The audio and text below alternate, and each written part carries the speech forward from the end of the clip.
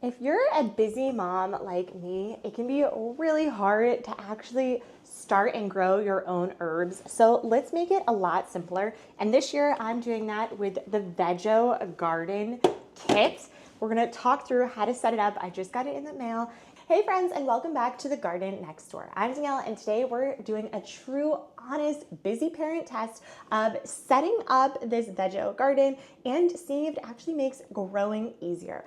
Life has been quite hectic with the addition of our second kid, and I'm doing anything to cut down on manual tasks and add more automation into my everyday because I barely have time to be a mom, to be full-time working, and to actually have our garden. So this year is all about how we can create systems to make our lives easier, and we're starting with this. So first up, I have actually unboxed the setup, and it really comes in two major parts. So you have your bottom kind of water tray here.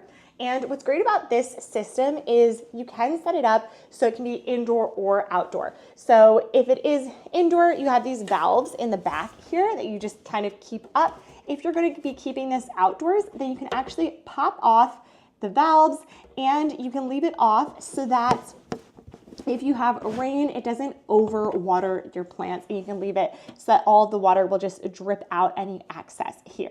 But what's really great is if it's indoors, you're just gonna leave it on. We're gonna leave this indoors, or at least for now. Maybe in the summer, we'll bring it outside. Now, we have our inner part connection here. So what I love about this is, one, there's these little slits on the side, and that's actually going to allow for airflow to go in and around our planter, which we love. So it's actually not going to be stagnant in there. We also have these bottom pieces here, and these are actually a wicking tray. So your soil is actually going to go inside here, come down here, and it can absorb the water from the bottom.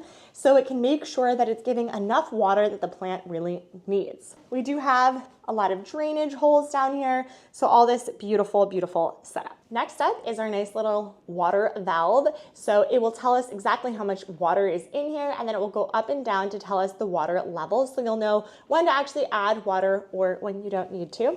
And all you have to do is just plop this in there. In the front here, you have a removable section, so you can be adding all of your water in there and you're not directly watering it into the plant. And now we're gonna go ahead and set up our system. So first up, I have these little feeties here. This is gonna go on the bottom so that it is not directly on the table, and it has a nice little look and feel here. And all I'm gonna do is screw these in. It comes with a nice little baggie of screws. Okay, so first up, I screwed in the little feet stand here.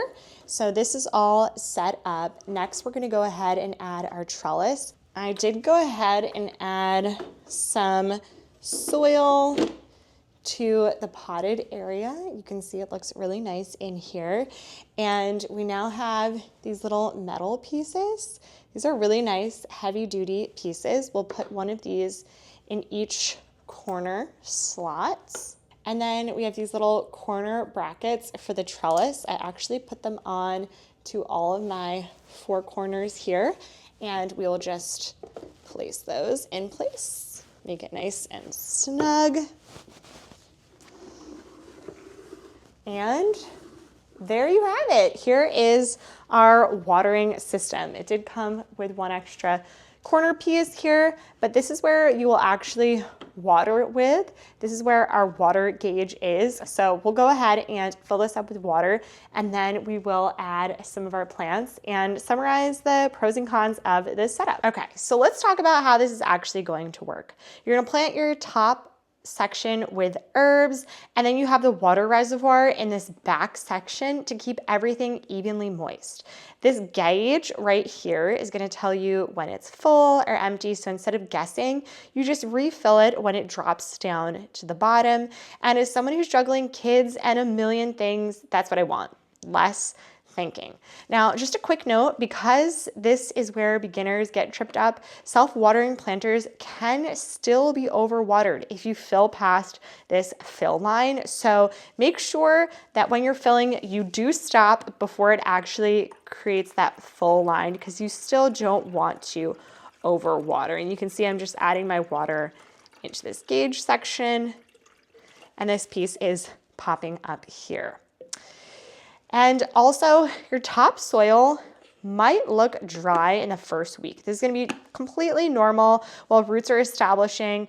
I'll water normally on the top the first week, and then the reservoir is going to do the rest of the work. So you can still top water from the top here as everything's kind of getting acclimated to the new setup. I'm not gonna lie to you, I actually did not have time to go to the store in order to get plants. So we're gonna be starting from seed, which you can absolutely do here. So I'm gonna start with a nice trio of some basil, parsley, and chives. And you wanna make sure that you're not packing the soil in super tight. I kind of just added a nice loomy compost on the top here, and it will kind of do everything for you.